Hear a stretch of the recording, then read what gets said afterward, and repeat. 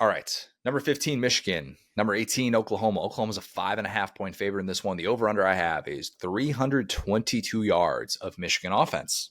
Very specific. Under Sharon Moore at Michigan. They exceeded that mark once last year against a power conference team, and it was last year against Northwestern, who power conference. We sure? Watch out now. That's your ninth conference game right there. You got to go. Nobody goes into where are they?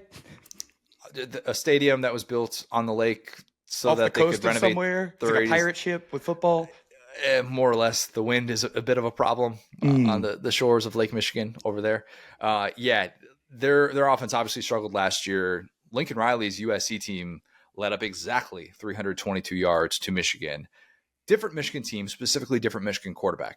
Bryce Underwood looked as advertised in the opener. Granted, it was at home against Fresno State, but the things that you like were there. Trusted his guys to win those battles on the outside, trusted his scheme would work to his advantage. He had a throw where his back foot was on Michigan's goal line, and the tight end looks like he's blocking initially, and then he leaks into the wheel route. And Underwood is basically tasked with holding it at the mesh point on play action long enough to be able to freeze the over-the-top safety. And then once he sees that the tight end is even with the corner, he's going over the top. And he's got to put the ball in a really tough spot. And he does it by putting the ball in a place that only his guy can get to. And it almost felt like the safety was stunned that he threw with such anticipation and such accuracy in that moment. Really, really impressive stuff for a guy playing in his first college game. Like those boxes were definitely checked. There will likely be moments in this game in which you go, oh, I get why Michigan moved mountains to steal that guy from LSU. It's pretty Makes good. sense. Pretty good. Pretty good. They might have themselves a dude. But I can't help but think that there will be more moments in which we go, oh, I get why a true freshman quarterback seeing a Brent Venables coach defense is advantage Venables. He will confuse him. He will do everything in his power to confuse him. I'll say there, I mean, that reminds me of when Venables was at Clemson, and I got to, see him take on Joe Burrow. And Joe Burrow was shocked at some of the exotic blitzes and stuff that they were bringing at Clemson, especially with the talent they had up and down the field. I don't think we've seen that quite as much at Oklahoma. It seems like it was more of a trusting unit last year that guys just ended up where they needed to be.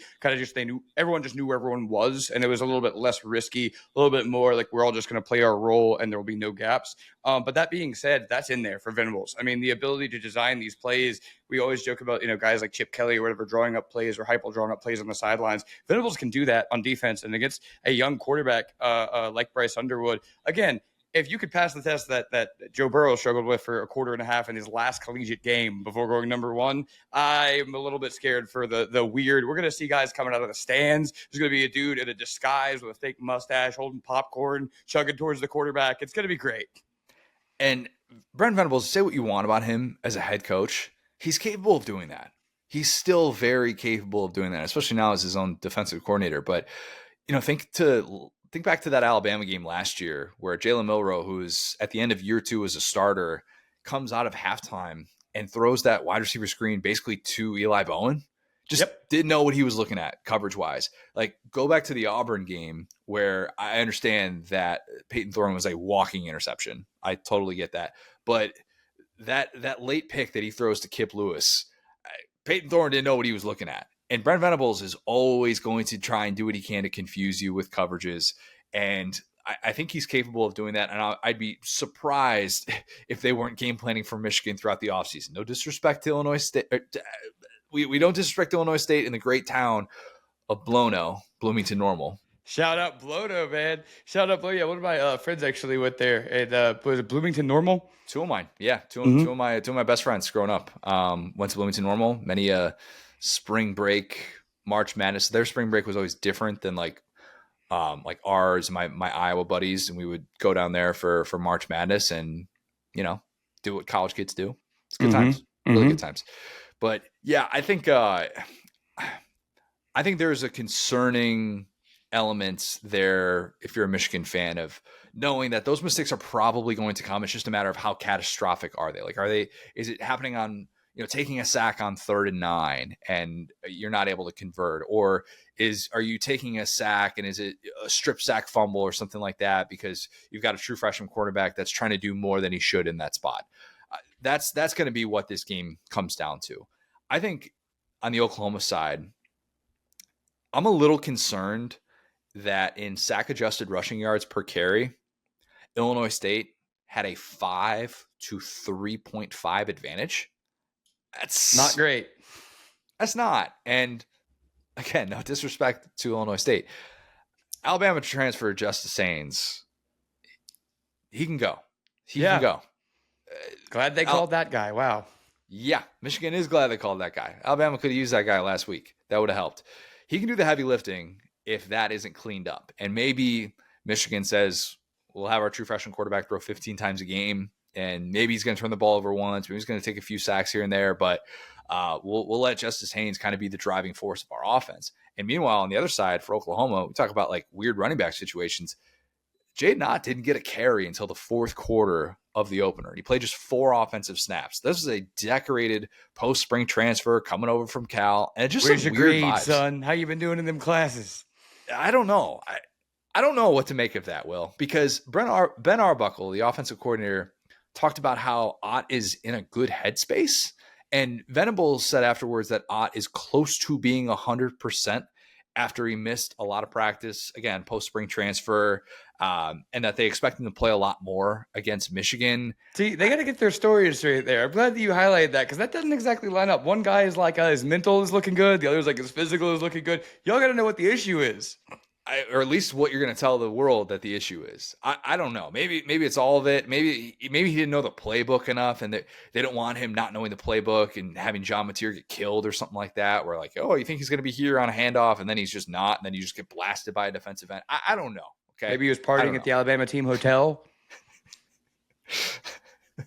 Maybe he's getting an Uber Eats order at 1 a.m. and you're just like, oh boy, we can't have this guy playing football tomorrow for us. Alabama, that's how I know some of these are fake. Every Alabama team hotel story gets worse. It's like a game of telephone. It's like they're hiding a dragon back there. They're brewing Polyjuice potion in the Alabama locker room. What's going on? Yeah, I don't think to this point we'll give Oklahoma the benefit of the doubt and say that they're not doing those things just yet, or at least that's not been the case. But if they lose this game by a lot of points, who knows? I probably buried the lead here by not bringing up John Mateer and the opportunity that he has in what's the biggest game in college football this weekend. And, College Game Day is going to be in the house, and it's a chance to show that you are significantly better than your predecessor, which is not the only thing John Mateer has to worry about. But everybody in Oklahoma remembers how that first big primetime showdown went for Jackson Arnold with him getting benched before halftime. Say it again. I said, how'd that go, Connor? It did not go well, Will. It did not go well. Don't need to remind anyone of that. It did not go well. I will be amazed if John Mateer balls out. Yeah. Amazed. And Wink Martindale made Will Howard and Jalen Milroe look like they were true freshmen last year. He really did. Like they were befuddled and could not do anything against Wink befuddling. Martindale. A lot of befuddling was going on. And Wink Martindale too. I mean, to his credit, like we could talk about Michigan being, cheaters, X, Y, and Z, but they have now had enough games since the kind of style stuff broke where everybody was watching their every move, where they have just shut down great players. You mentioned 2 of them right there, where at some point we got to just believe this was a talented team, unfortunately. We don't have to respect them necessarily, but we got to give Wink Martindale some credit, I think. Definitely. And did that without their best corner, too. Yeah. Will Johnson. Yeah, it was very, very impressive. I don't think either of these offenses is going to have a coming out party. I don't. But I do think the biggest advantage on the field is going to be Brent Venables throwing a ton at a true freshman quarterback in his first career road start, first start against power conference competition. I think Oklahoma wins this one 21-10. Real low scoring. Yeah, I think that there could be a little bit of a how do you like me now element here. If you look at both Venables and John Mateer and kind of where they've come from and waiting forever to get this chance versus Bryce Underwood, who's, knows the $20 million kid, gets to start, after cutting 20? It's up to 20? No, I know. I'm rounding up for effect. Okay. I believe one of the numbers what they said was like 19. It was pretty close to it from what I heard. But point being, if you're John Mateer, you're sitting there and you're like, hey, I've been updating the LinkedIn bio. I've been carrying water. I've been doing everything I can to get a Power 5 or a Power 4 offer. Now, he's been in college. Like, he started with the Power 5 pretty much, like he had kind of moved up the ranks. And so I think if you're John Mateer, it's like, hey, like, this is why it's worth trusting a veteran guy. And when we look at 2 of the best defensive minds in the game, at almost at all levels, because Wink has been up and down. Venables has been doing this for 20, 30 years at the college level. Whenever you have such a matchup of defensive titans, team on the team at home, team with the veteran quarterback, you start to like some of that stuff. I could see it. I could see Oklahoma here for sure. Wink Martindale coming down from the NFL ranks. I wonder if this is going to become a thing. And I realize he's in year 2 at Michigan, but I wonder if this is going to become a more prevalent topic of conversation with guys like Matt Patricia as well, where all of a sudden you're seeing these NFL guys that come down to the college level and you realize they're very, very smart. And some of the things that they can do are extremely complicated. I think if John Mateer is feeling good and looking, dare I say, worthy of those Baker Mayfield comps, then that is a great, great sign for Oklahoma ahead of SEC play.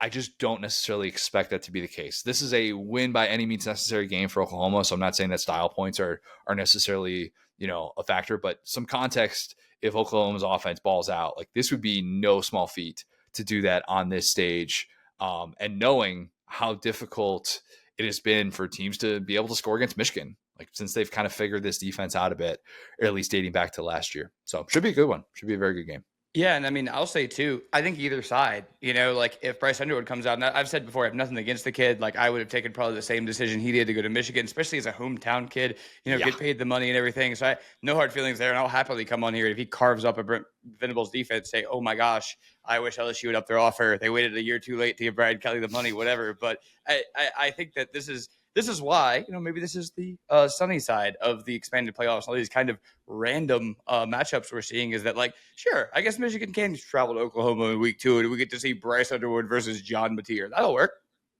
And maybe a sense of urgency for Michigan before Sherrone Moore serves a suspension. Not that suspensions for Michigan head coaches have ever mattered.